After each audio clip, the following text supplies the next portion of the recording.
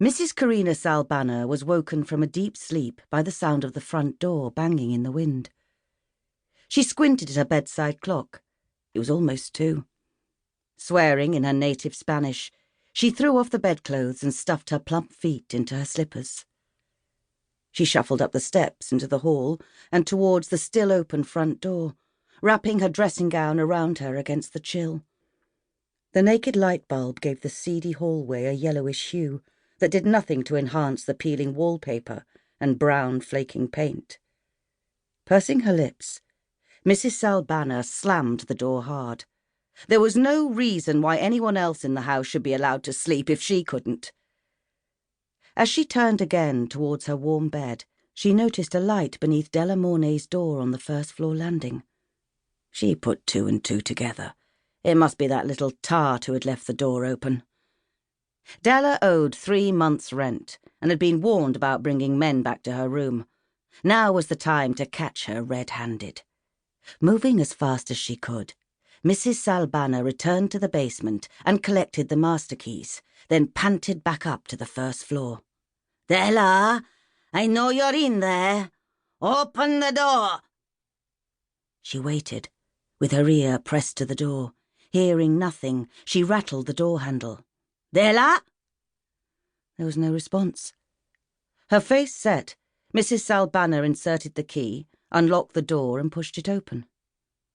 The large room was as seedy as the rest of the run-down Victorian house, which had been divided into bedsits long before Mrs. Salbana and her husband had taken it over in the 60s, and many of the rooms still had the feel of the hippie years. Only the posters in this room had changed. Jimi Hendrix had given way to more modern rock and movie heroes. The first thing Mrs. Salbana saw was a large photograph of Madonna, lips pouting, which dominated the squalid, clothes-strewn room from above the head of the old-fashioned double bed.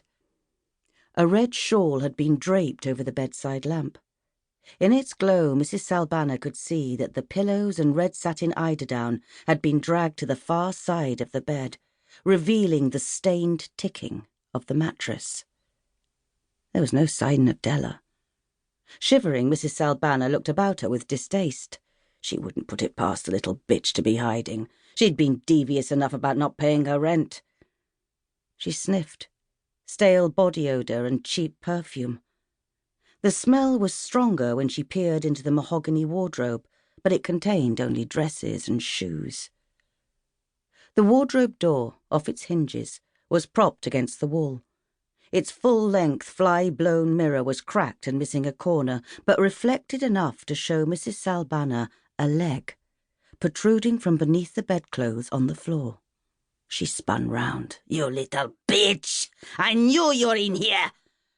For all her weight, the landlady moved swiftly across the room and crouched down to grip Della's exposed ankle. With her other hand, she threw the bedclothes aside. Her mouth opened to scream, but no sound came. She lost her balance and fell, landing on her backside. In a panic, she crawled to the door, dragging herself up by the open drawer of a tallboy. Bottles and pots of makeup crashed to the floor as her scream finally surfaced. Mrs. Salbana screamed and screamed. By the time Detective Chief Inspector John Shepherd arrived, the house in Milner Road, Gray's Inn, had been cordoned off. He was the last on the scene. 2 patrol cars were parked outside the house, and uniformed officers were fending off the sightseers. An ambulance stood close by, its doors open, its crew sitting inside drinking tea. The mortuary van was just drawing up and had to swerve out of the way as Shepherd's car screeched to a halt just where its driver had intended to park. Shepherd's door crashed open as he yanked on the handbrake. He was on the move, delving into his pocket for his ID as he stepped over the cordon. A young PC, recognising him, ushered him up the steps to the house. Even at 2:30 on a wintry Sunday morning, word had got round that a murder had been committed. There were lights in many windows, people in dressing gowns huddled on their front steps. A couple of kids had appeared and were vying with each other to see how close they could get to the police cordon without breaking through it. 5 Rastafarians with a ghetto blaster were laughing together on a nearby wall, calling out remarks and jokes as if it was a street party.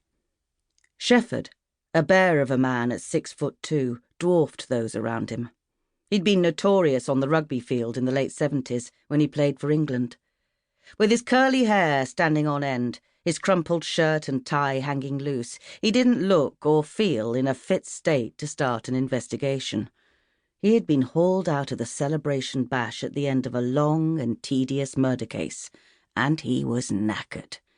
Now he was about to lead the investigation of another murder, but this one was different.